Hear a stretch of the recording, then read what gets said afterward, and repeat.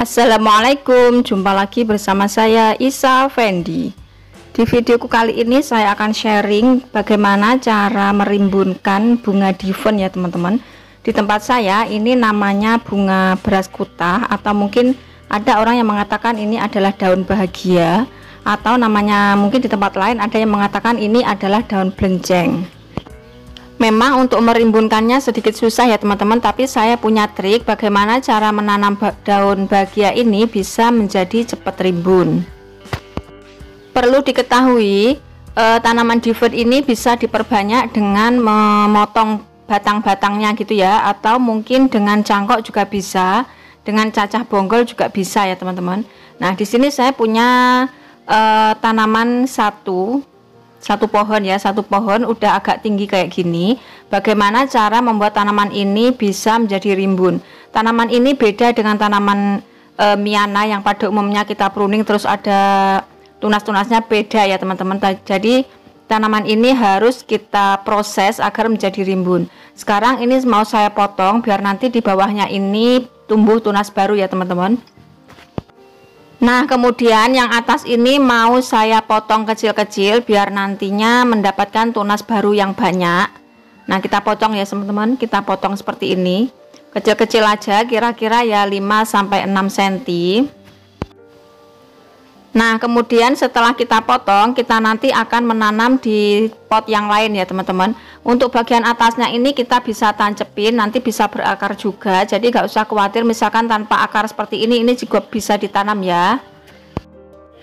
Untuk media tanam lembab, tapi jangan menggenang airnya biar nantinya tidak busuk batang. Jadi misalkan kalau ditanam di polybag atau pot itu pastikan lubang drainasenya tercukupi, jadi misalkan kita siram tuh nanti langsung masuk ke bawah.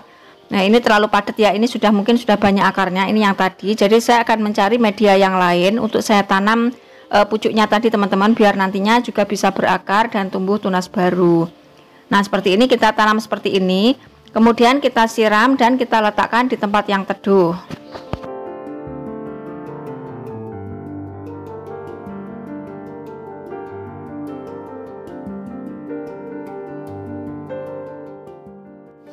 Nah kalau sudah selesai baru kita akan menanam potongan dari batang-batang tadi teman-teman. Potongannya ini mau saya tebengkan ke pot-pot yang masih longgar kayak gini. Mau saya untuk menanamnya posisinya bebas ya teman-teman, mau posisi tidur atau mau posisi berdiri juga tidak masalah, nanti juga bisa tumbuh tunas baru. Nah seperti ini, kalau nanti potongannya banyak, tunasnya kan juga banyak. Nah untuk daun-daunnya yang masih tersisa ini diambil aja, soalnya nanti kan kalau sudah tua tidak bisa seger lagi ya, pastinya dia nanti juga akan menguning dan busuk, jadi kita ambil aja. Kemudian semuanya ini kita tanam di sini teman-teman. Nah di sini saya punya contoh yang sudah tumbuh. Nah untuk umurnya kira-kira ini 1 bulanan teman-teman. Ini sudah daunnya sudah mekar semua kayak gini. Kita ambil satu persatu ya. Ini juga hasil tebengan di tempat yang agak longgar gitu ya teman-teman. Jadi nggak satu pot cuma tanaman ini saja, bukan. Jadi saya nunut-nunutkan gitu biar nantinya cepet. Mungkin kita nggak ngerawat tapi dianya malah tumbuh subur ya. Nah kayak gini banyak tunasnya.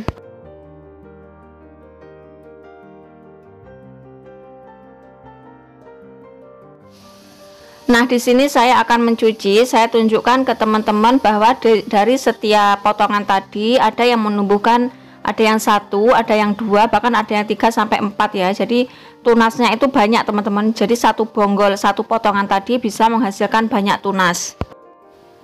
Ini bisa langsung kalian tanam bersama bonggolnya juga bisa, mau diambil dari tunas-tunasnya saja juga bisa. Nah untuk saya ini mau saya ambil tunas-tunasnya saja ya teman-teman, soalnya bonggolnya mau saya tanam sendiri biar nantinya tumbuh tunas baru lagi. Jadi kita bisa menghasilkan anakan yang lebih banyak. Dari satu pohon saja tadi kita bisa menghasilkan banyak tunas seperti ini teman-teman, dan waktunya cukup singkat soalnya tanaman ini memang cepat, beda dengan aglonema. Aglonema mungkin sedikit ribet, tapi kalau ini tanamannya memang jenis biasa, tapi kalau mungkin kita bisa tahu triknya akan terlihat lebih cakep ya.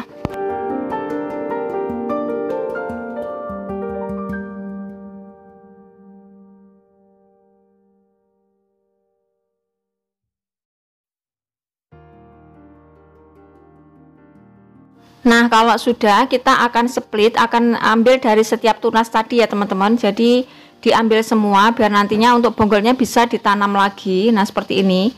Jadi kita ambil satu persatu kayak gini ya teman-teman. Nah, ini kan jadi banyak. Ini ada 1, 2, 3, 4, 5 dan sampai banyak ya teman-teman.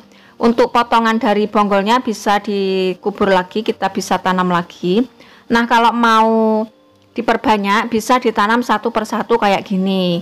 Nah, ini tadi share saya hari ini kan untuk merimbunkan ya teman-teman. Jadi ini tidak mau saya tanam satu persatu, tapi akan mau saya tanam sama-sama. Jadi saya tanam posisinya bergerombol teman-teman, biar nantinya bisa terlihat lebih bagus. Nah, seperti ini contohnya. Medianya bebas ya teman-teman, medianya asal basah aja, tanah, sekam, dan ada pupuk kandang juga tidak masalah. Campurannya perbandingan 1 dibanding 1 dibanding 1. Nah, seperti ini kita akan menanamnya bersama-sama, jadi dia nanti akan terlihat lebih rimbun. Saya sarankan untuk teman-teman kalau menggunakan tanah seperti ini pakai sarung tangan ya, soalnya tanaman ini beracun. Jadi misalkan nanti getahnya bisa mengenai tangan, itu biasanya ada gatal-gatal seperti itu kalau nanti tangan kalian tidak tawar. Jadi alangkah baiknya menggunakan sarung tangan, sarung buat tani gitu ya. Nah, dari satu pohon tadi bisa mendapatkan tunas yang banyak kayak gini. Kalau ditanam langsung seperti ini kan lebih cakep ya teman-teman. Jadi lebih rimbun, lebih pendek, daunnya lebih banyak seperti ini. Kalau hanya tinggi saja kan ya semuanya kan selera ya, selera kalian masing-masing. Kalau maunya yang terlihat tinggi juga tidak masalah, juga cakep, juga bagus ya. Tapi saya lebih suka yang pendek kemudian rimbun kayak gini. Ini sebenarnya satu pot itu beberapa macam tunas ya. Nah, terus untuk potongan yang bagian atas tadi ditanam juga bagus teman-teman, ditanam. Nah, seperti ini di bawahnya juga ada tumbuh tunas baru kayak gini. Nah, tunasnya kecil-kecil ya teman-teman. Biasanya yang bagian bonggol utamanya, bonggol utama nanti biasanya itu kan akan meninggi, daunnya yang bagian bawah-bawah akan rontok.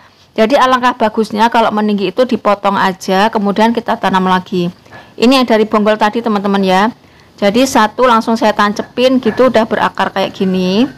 Nah, bagus juga ya teman-teman. Kita potong biar nantinya juga yang bawah terlihat rimbun, yang bagian atas ini bisa ditanam lagi. Nah, seperti ini ya contohnya.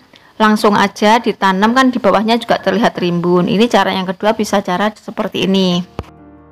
Nah, sangat mudah sekali bukan? Selamat mencoba, semoga bermanfaat. Jangan mudah menyerah dan tetap semangat. Jangan lupa subscribe, like, share, dan komen. Sampai ketemu lagi di video selanjutnya. See you next, bye-bye.